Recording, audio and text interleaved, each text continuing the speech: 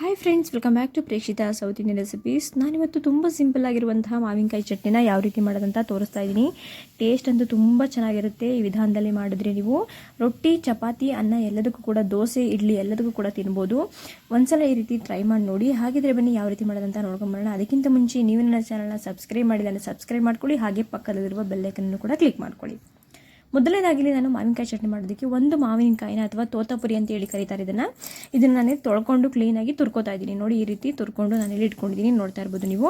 ತುರ್ಕೊಂಡು ಇಲ್ಲಿ ಸೈಡ್ಗೆ ಎತ್ತಿಟ್ಕೊಂಡಿದ್ದೀನಿ. ಅದಾದಮೇಲೆ ಸ್ಟವ್ನ ಆನ್ ಮಾಡಿಕೊಂಡು ಸ್ಟವ್ ಮೇಲೆ ಒಂದು ಬಾಣಲೆಯನ್ನು ಇಟ್ಟು, ಬಾಣಲೆ ಚೆನ್ನಾಗಿ ಬಿಸಿ ಆದಮೇಲೆ ನಾನಿಲ್ಲಿ 1 ಕಪ್ಪಷ್ಟು ಕಡಲೆ ಬೀಜನ ಹಾಕೋತಾ ಇದ್ದೀನಿ. ಒಂದು ಮಾವಿನಕಾಯಿಗೆ 1 ಕಪ್ಪಷ್ಟು ಕಡಲೆ ಬೀಜ ಸರಿ ಹೋಗುತ್ತೆ. ಅಥವಾ ನಿಮ್ಮ ಕೈಯಲ್ಲಿ ಒಂದು ಇಡಿ ಹಾಕ್ಕೊಂಡ್ರು ಕೂಡ ನಡೆಯುತ್ತೆ. ಸೊ ಇವಾಗ ನೋಡಿ, ಅದನ್ನು ಚೆನ್ನಾಗಿ ಹುರ್ಕೋಬೇಕು.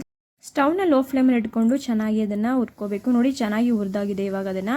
ಈಗ ಅದಕ್ಕೆ ತಣ್ಣಗಾದ ಮೇಲೆ ಒಂದು ಮಿಕ್ಸಿ ಜಾರ್ನ ತೊಗೊಂಡು ಆ ಮಿಕ್ಸಿ ಜಾರ್ಗೆ ಏನು ಹುರಿದಿಟ್ಕೊಂಡಿದ್ದು ಆ ಕಡಲೆ ಬೀಜನೂ ಕೂಡ ನಾನು ಇಲ್ಲಿ ಹಾಕ್ಕೊಂಡಿದ್ದೀನಿ. ಒಂದು 10 ರಿಂದ 15 ಎಸಳು ಬೆಳ್ಳುಳ್ಳಿನ ನಾನು ಇಲ್ಲಿ ಹಾಕಿದ್ದೀನಿ. ಅದಾದಮೇಲೆ ಒಂದು ಅರ್ಧ ಟೀ ಸ್ಪೂನಷ್ಟು ಜೀರಿಗೆ, ಒಂದು 2 ರಿಂದ 3 ಕಡ್ಡಿಯಷ್ಟು ಫ್ರೆಶ್ ಕರಿಬೇವಿನ ಎಲೆಗಳನ್ನು ಕೂಡ ನಾನು ಇಲ್ಲಿ ಹಾಕಿದ್ದೀನಿ.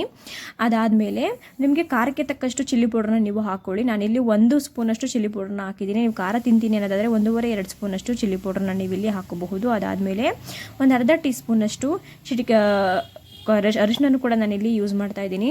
ಅದಾದಮೇಲೆ ಇಂಗನ್ನು ಕೂಡ ಹಾಕೋತಾ ಇದ್ದೀನಿ, ಒಂದು ಅರ್ಧ ಟೀ ಸ್ಪೂನಷ್ಟು. ನಿಮಗೆ ಇಂಗು ಬೇಡ ಅಂದರೆ ಸ್ಕಿಪ್ ಮಾಡಿ. ಇಂಗು ತಿನ್ನೋಕ್ಕೆ ಇಷ್ಟ ಇಲ್ಲ ಅಂದರೆ ಇಂಗು ಹಾಕೋದ್ರಿಂದ ಚಟ್ನಿ ಟೇಸ್ಟು ಇನ್ನೂ ತುಂಬ ಚೆನ್ನಾಗಿ ಬರುತ್ತೆ. ನೋಡಿ, ಇವಾಗ ಒಂದು ಅರ್ಧ ಟೀ ಸ್ಪೂನಷ್ಟು ಇಂಗನ್ನು ಹಾಕ್ಕೊಂಡು ಇದನ್ನು ಯಾವುದೇ ರೀತಿ ನೀರನ್ನು ಆ್ಯಡ್ ಮಾಡ್ತೀನಿ, ಇದನ್ನು ನುಣ್ಣಗೆ ರುಬ್ಕೋಬೇಕು. ನೋಡ್ತಾ ಇರ್ಬೋದು ನೀವು ಇಲ್ಲಿ ನುಣ್ಣಗೆ ನಾನಿಲ್ಲಿ ರುಬ್ಕೊಂಡಿದ್ದೀನಿ. ನೋಡಿ ಇವಾಗ ಚೆನ್ನಾಗಿ ರುಬ್ಕೊಂಡಿದ್ದು ಆಗಿದೆ. ಇವಾಗ ಅದಕ್ಕೆ ನಾನು ಏನು ಮಾವಿನಕಾಯಿನ ತುರ್ಕೊಂಡು ಇಟ್ಕೊಂಡಿದ್ದೀನೋ ಆ ಮಾವಿನಕಾಯಿನ ನಾನು ಇಲ್ಲಿ ಪೂರ್ತಿಯಾಗಿ ಆ್ಯಡ್ ಮಾಡ್ತಾ ಇದ್ದೀನಿ. ನೋಡ್ತಾ ಇರ್ಬೋದು ನೀವು, ಯಾವುದೇ ರೀತಿ ನೀರನ್ನು ಆ್ಯಡ್ ಮಾಡಿ ರುಬ್ಬೋ ಹಾಗಿಲ್ಲ ಇದನ್ನು.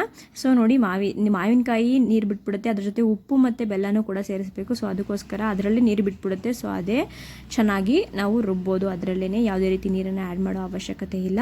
ನೋಡಿ, ಇದನ್ನು ನಾನು ಇದಕ್ಕೆ ನೋಡಿ ಮಾವಿನಕಾಯಿ ಹುಳಿ ಇರೋದ್ರಿಂದ ಅದಕ್ಕೆ ನಾನು ಒಂದು 5 ರಿಂದ 6 ಟೀ ಸ್ಪೂನಷ್ಟು ಬೆಲ್ಲನ ನಾನು ಇಲ್ಲೇ ಹಾಕ್ತಾ ಇದ್ದೀನಿ. ಇಲ್ಲಾಂದರೆ ಹುಳಿ ಹೋಗಲ್ಲ. ಸೊ ಅದಕ್ಕೋಸ್ಕರ ಈಗ ಅದಕ್ಕೆ ರುಚಿಗೆ ತಕ್ಕಷ್ಟು ಉಪ್ಪನ್ನು ಕೂಡ ಹಾಕ್ಕೊಂಡು ನಾನು ಈಗ ರುಬ್ಕೋತೀನಿ. ನೋಡಿ, ಇದನ್ನು ಮೇಲೆ ಕೆಳಗೆ ಮಾಡ್ತಾ ರುಬ್ಬಬೇಕು. ಇಲ್ಲಾಂದರೆ ಒಂದೇ ಸಲ ರುಬ್ಬೋಕ್ಕಾಗಲ್ಲ. ನೋಡ್ತಾ ಇರ್ಬೋದು ನೀವು, ನಾನು ತುಂಬ ನುಣ್ಣಗೆ ನಾನು ಇಲ್ಲಿ ರುಬ್ಕೊಂಡಿದ್ದೀನಿ. ಯಾವುದೇ ರೀತಿ ನೀರನ್ನು ಆ್ಯಡ್ ಮಾಡಿಲ್ಲ. ನೋಡ್ತಾ ಇರ್ಬೋದು ನೀವು. ಈಗ ನಾನು ಅದನ್ನು ಒಂದು ಬಟ್ಲಿಗೆ ತೆಗಿತಾ ಇದ್ದೀನಿ. ನೋಡ್ತಾ ಇರ್ಬೋದು ನೀವು, ತುಂಬ ಸಿಂಪಲ್ ಆಗಿರುವಂತಹ ಮಾವಿನಕಾಯಿ ಚಟ್ನಿ ನಾನು ಯಾವ ರೀತಿ ಮಾಡೋದಂತ ತೋರಿಸ್ತಿದ್ದೀನಿ. ತುಂಬ ಟೇಸ್ಟ್ ಅಂತೂ ಅದ್ಭುತವಾಗಿರುತ್ತೆ. ನೀವೊಂದ್ಸಲ ನಿಮ್ಮ ಮನೆಯಲ್ಲಿ ಈ ರೀತಿ ಮಾವಿನಕಾಯಿ ಚಟ್ನಿನ ಮಾಡಿ ಟೇಸ್ಟ್ ಹೇಗಿದೆ ಅಂತ ಹೇಳಿ ಕಮೆಂಟ್ ಮೂಲಕ ತಿಳಿಸಿ. ಹಾಗೆ ಈ ವಿಡಿಯೋ ಇಷ್ಟದಲ್ಲಿ ಲೈಕ್ ಮಾಡಿ, ಶೇರ್ ಮಾಡಿ. ಹಾಗೆ ನೀವು ನನ್ನ ಚಾನಲ್ನ ಸಬ್ಸ್ಕ್ರೈಬ್ ಆಗಿಲ್ಲ ಅಂದರೆ ಪ್ಲೀಸ್ ಸಬ್ಸ್ಕ್ರೈಬ್ ಮಾಡ್ಕೊಳ್ಳಿ.